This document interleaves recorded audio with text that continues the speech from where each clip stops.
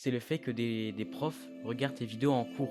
Ça m'est déjà arrivé au collège. Le problème des shorts, c'est que ça peut grave pourrir ta chaîne, en fait et bah, j'aimerais bien que ce même truc, ça s'améliore, ça s'améliore, ça s'améliore jusqu'au point où ça devienne peut-être mon métier plus tard. Je pense que le truc le plus dur au début, c'est le mental et moi, j'aimerais faire aussi des concepts où quand tu vois le concept, tu te dises: «Ah ouais, lui, il va aller loin», tu vois? Donc du coup, Lohan, comment vas-tu? Eh ben, je vais très bien et toi? Moi, je vais très bien, d'autant plus que t'es le premier feed que je fais sur YouTube, donc franchement, ultra heureux de t'accueillir. En plus, t'es le premier invité de Mac Interview, donc franchement, ultra content. Du coup, Lohan, pour les gens qui te connaissent pas, est-ce que tu peux te présenter un peu qui tu es, qu'est-ce que tu fais sur YouTube, tout simplement? Bah, moi je m'appelle Lohan, sur YouTube bah, c'est Lohan aussi. J'ai à peu près 710 abonnés là au moment où je te parle. Et bah, mon contenu c'est plus du divertissement. En ce moment je fais plus des concepts assez bas, comme des quiz ou quoi. Mais de base je fais bah, des concepts divertissement classiques quoi. Ok. Et une question que je pense que pas mal se demandent, qu'est-ce qui t'a vraiment donné l'envie de te lancer sur YouTube? Peut-être un YouTuber en particulier, peut-être que c'est une vidéo, un truc qui t'a donné un déclic. Qu'est-ce qui t'a vraiment donné envie de te lancer sur YouTube? Bah, en vrai, moi c'est depuis que je suis tout petit.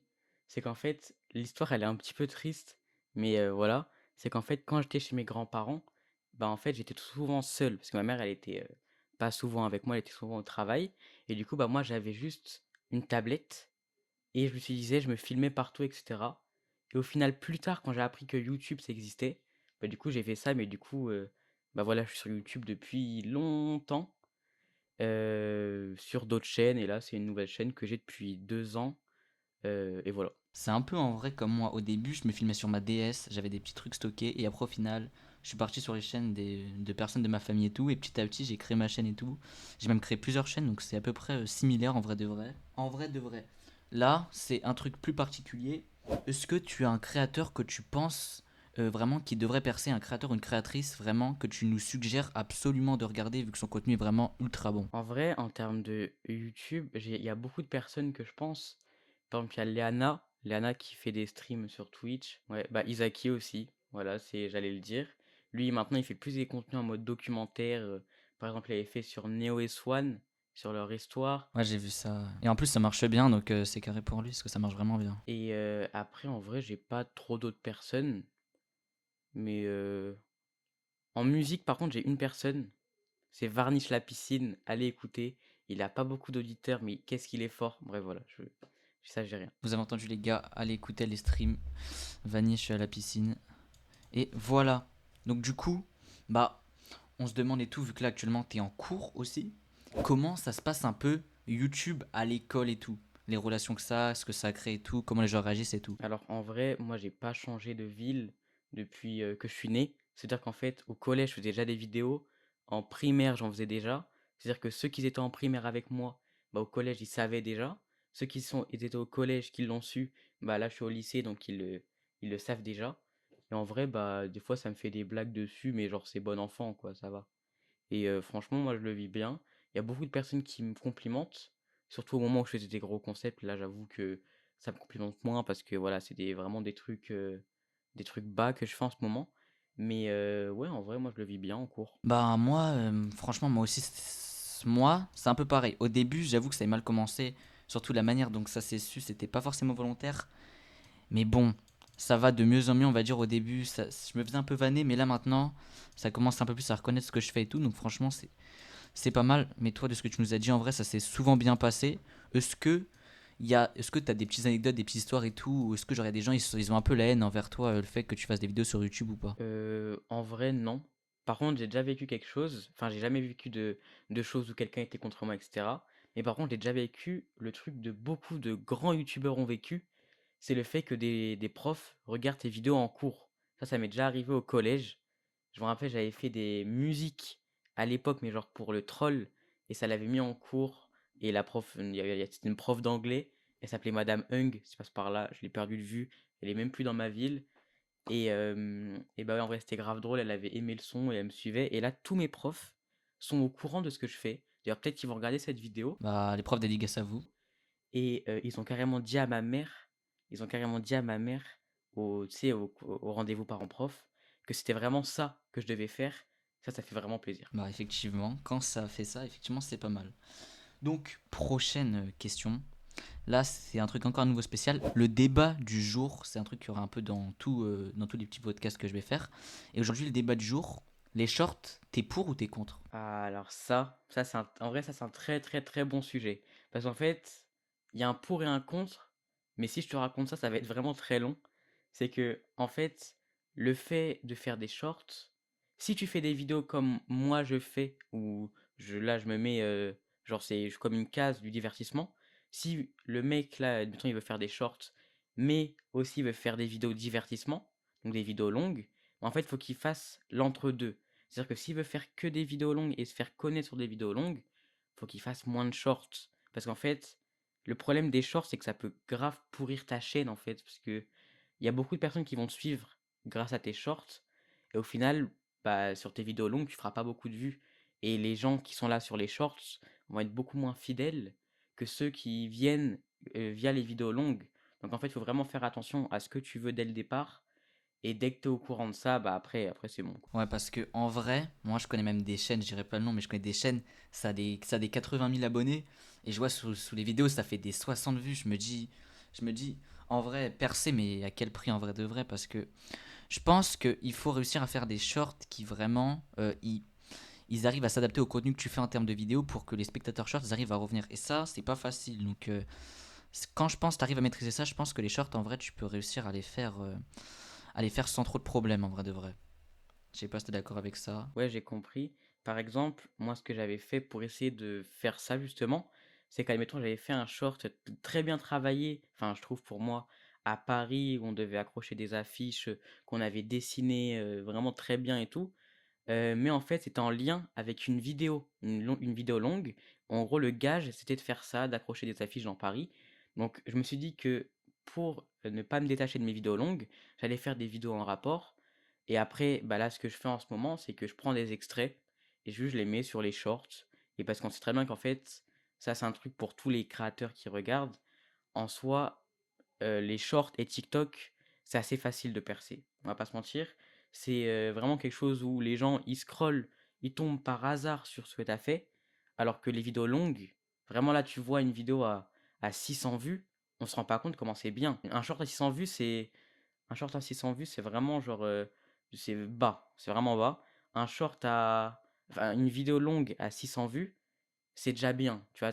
C'est bien parce que sur les 600 vues des shorts, la plupart vont scroller, vont s'en foutre. Sur la vidéo longue, la plupart vont liker, vont commenter, vont s'abonner et vont te suivre. C'est ça le truc. Ça permet d'interagir, quoi, de créer une vraie communauté. Tout à l'heure, tu nous parlais un peu de tes concepts que tu fais, que avant tu faisais beaucoup de divertissement et que là tu commences à faire des concepts un peu plus différents. Et du coup, justement, on se demandait comment tu arrives à trouver ces concepts, un peu l'inspi de ces concepts, parce que c'est vrai que ça se trouve pas partout sur internet et je trouve que c'est ultra créatif.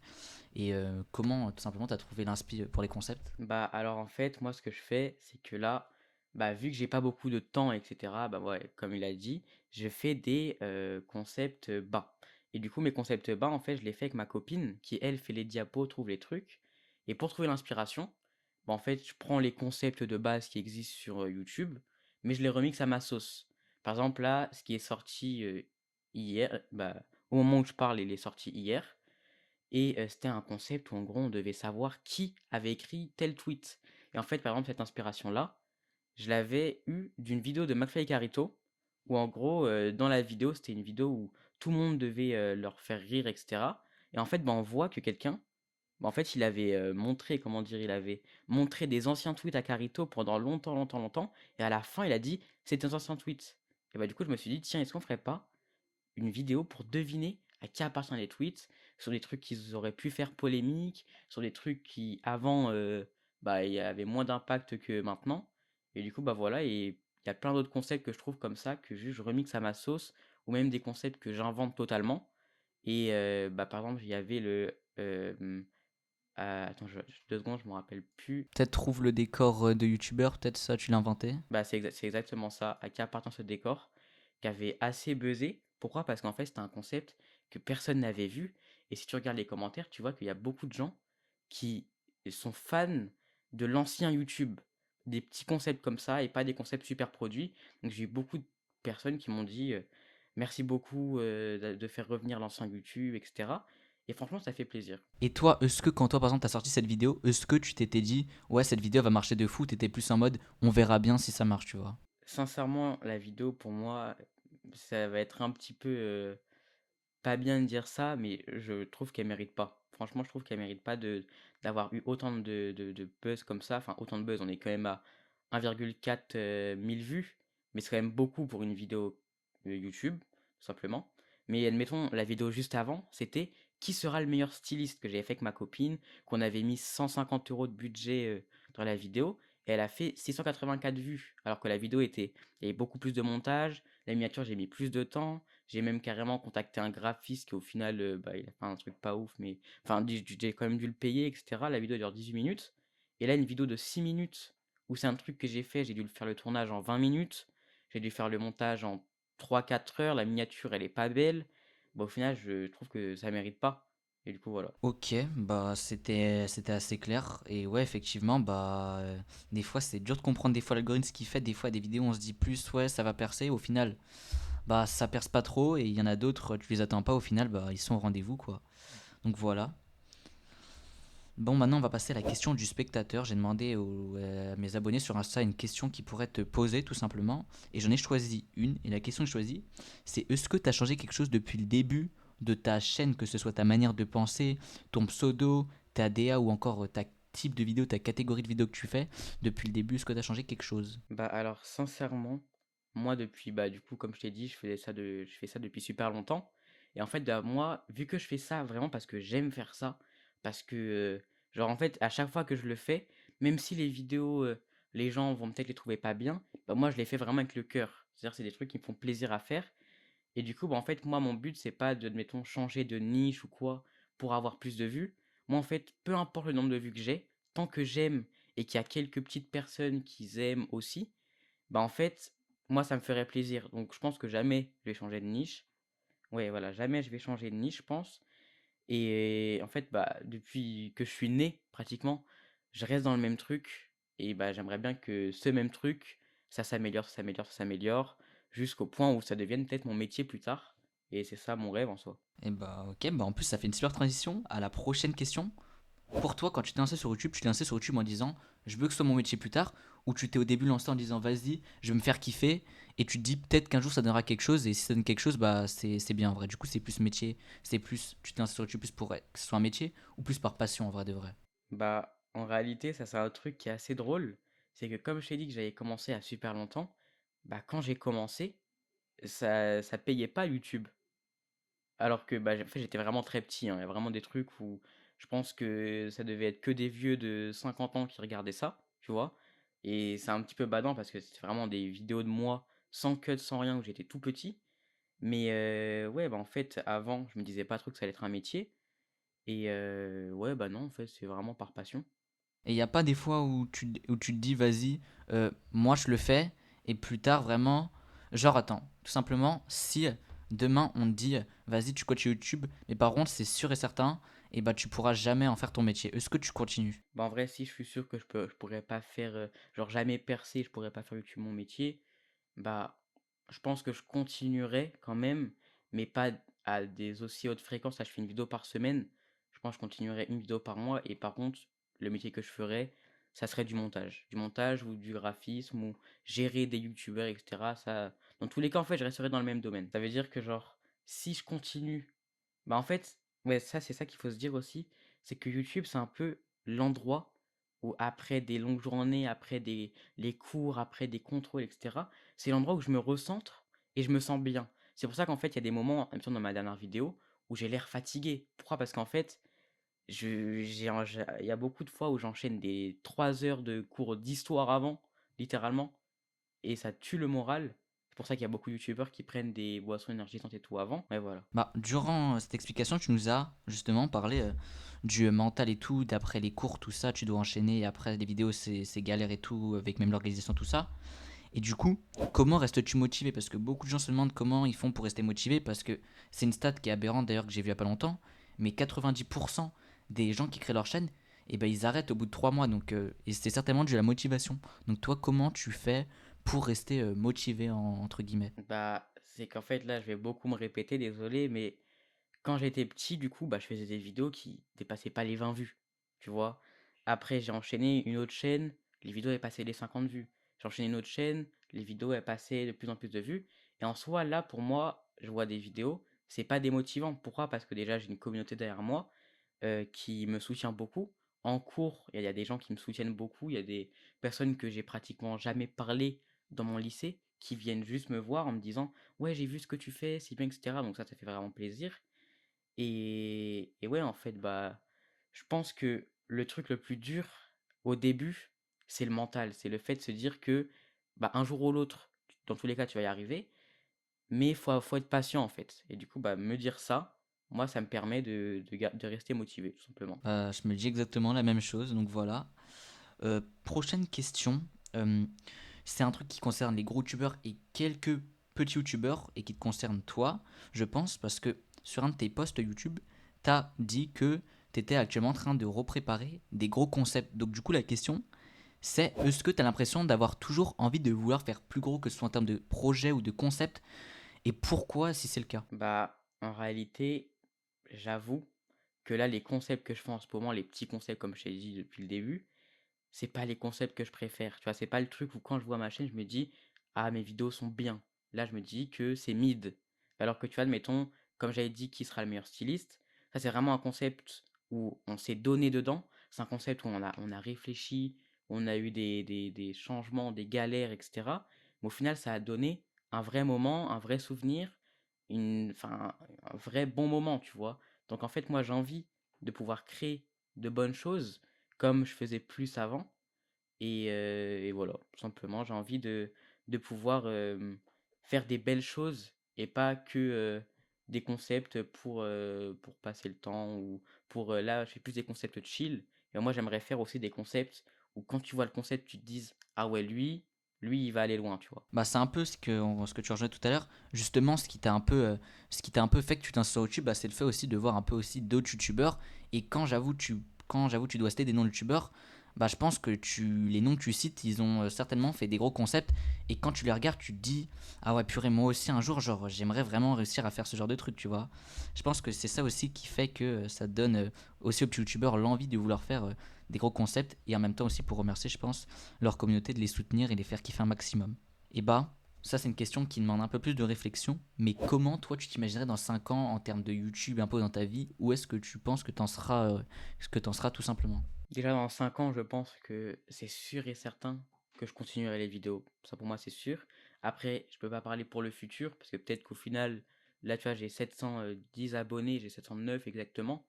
Bah, je me dis qu'imagine, là, dans 2 ans, j'ai même pas passé les 1000, tu vois. Là, je pense, je vais me dire, ah, faut que je baisse la cadence, je vais peut-être lâcher un peu le truc, tu vois.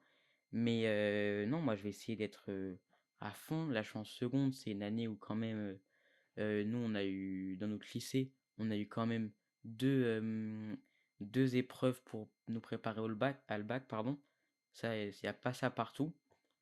Et voilà, j'ai quand même dû m'accrocher entre les révisions, je faisais du montage, etc., tu vois. Et ouais, moi, je pense que dans 5 ans, je me vois peut-être avoir les 3000, 5000 abonnés si je continue sur la même chose que j'ai maintenant. Et ouais, j'espère avoir des gros concepts et au moins une communauté qui me soutient vraiment fort. Parce que vraiment, si là il y a des gens qui aiment des youtubeurs, des petits youtubeurs, etc. Sincèrement, avoir une bonne communauté, c'est le truc qui va te booster le plus. Pardon, si tu sais que tu as des gens derrière toi, c'est vraiment ce qui va te booster le plus. Voilà, c'est ça. Et bah merci pour ça. Et bah on va passer à la dernière question de ce podcast, tout simplement. Et cette question, bah il y en a certains qui sont vraiment, je pense, à l'affût sur cette question et qui attendent une réponse de ta part. T'as dit que tu préparais une grosse vidéo, ou même plusieurs grosses vidéos. Est-ce que actuellement tu prépares aussi des projets ou est-ce que même tu peux nous donner des petits indices sur des grosses vidéos ou des projets que t'es en préparation actuellement? Alors ça, tu sais quoi? Je vais sortir l'endroit où je note tous mes concepts et j'ai essayé de te teaser des trucs. Vous avez entendu les abonnés, ça mérite un abonnement parce que là, il est en train de vous leak des dingueries, les gars. Alors, déjà, il y a un petit concept, enfin un grand concept quand même, que je voulais faire qui a été annulé, malheureusement. C'était du jamais vu encore. C'est qu'en fait, il y a une association qui avait mis en place un simulateur de vieillissement. Et ben en fait, moi, là, ce que je voulais faire, c'était passer une journée dans Paris, monter la Tour Eiffel, faire plein d'activités qu'on fait chaque jour, mais avec le simulateur pour pouvoir donner, pour pouvoir soutenir les personnes âgées et faire aux gens se rendre compte de tout ce que les personnes âgées vivent et voilà, de se sensibiliser sur ça. Malheureusement, bah, ça n'a pas pu être fait, Parce que c'était pourtant un vrai concept, là, pour le coup. Un concept, je crois, qui a pas trop été fait, donc franchement... bah, qui n'a jamais été fait encore, c'est tout nouveau. Là aussi, par exemple, j'ai bah, là, j'ai une grosse vidéo, sûrement, je pense, la plus grosse vidéo de ma chaîne, où je vais parler de la demande de stage que j'ai fait à Le Bouzeux. Parce qu'en fait, sur ma chaîne YouTube, ça se voit pas. Il y en a beaucoup qui sont pas au courant. Mais j'ai fait une demande de stage qui était, si tu suis tout ce qui s'est passé, c'était vraiment, vous pouvez même pas vous imaginer tout ce qu'on a fait, tout ce qui s'est passé, tous les retournements de situation, etc. C'est vraiment un truc qu'il faut voir. Et aussi, j'essaie de trouver un dernier truc. C'est un concept qui va sortir un peu avant la sortie de Squid Game. Et on a prévu un truc assez bien. C'est pas un truc trop gros, c'est pas un truc trop bas. C'est un truc bien, où je vais essayer d'inviter des amis et tout à moi. Et, désolé, je viens de me rappeler, dernier truc, aux 1000 abonnés, je prépare, je pense, mon plus gros concept et peut-être quelque chose en live. Et si c'est en live, ça va être sûrement, et je dis bien très sûrement, sans compte toutes les personnes de 0 à 100 000 abonnés, le plus grand live de l'année. Sûr et certain. Et bah, ça a l'air vraiment incroyable. Là, c'est vraiment un truc... c'était encore une idée originale de fou, donc franchement, ça a l'air incroyable. Et bah, hâte de voir ça, en vrai de vrai. Et si t'as rien à rajouter, bah, c'est parfait, hein. Et bah moi, j'ai un petit truc à rajouter. C'est bah merci de l'invitation, déjà. Merci beaucoup. Et bah, de rien. Et bah, surtout à toi, merci d'être venu. À tous tes abonnés. Bah, abonnez-vous, parce qu'en vrai, il mérite là. Déjà, ça, c'est assez difficile à faire. Il se lance sur quelque chose de nouveau. Donc, en vrai, essayez de le suivre. Et comme j'avais dit, soutenez-le. Soutenez-le à fond. Je pense que ça lui fera plaisir. Et voilà, les gars, moi, je vous dis juste ça. Et bah, merci à toi, Loane, franchement. Merci d'être venu. Merci pour avoir répondu à toutes nos questions. Et les gars, la chaîne de Loane sera en description si vous voulez suivre un peu ce qu'il fait. Les gars, il fait du vrai bon contenu. Donc n'hésitez pas à les suivre. C'est du contenu en divertissement, donc dans la même catégorie que moi. Donc n'hésitez pas à aller suivre ça, les gars. Bon, donc merci à toi, Loane. Et bah, on va se dire au revoir, Loane. Et à très bientôt à toi, Loane. Et à très bientôt, tout le monde. C'était Maki. Un tout prochain live. À une toute prochaine vidéo. Ciao.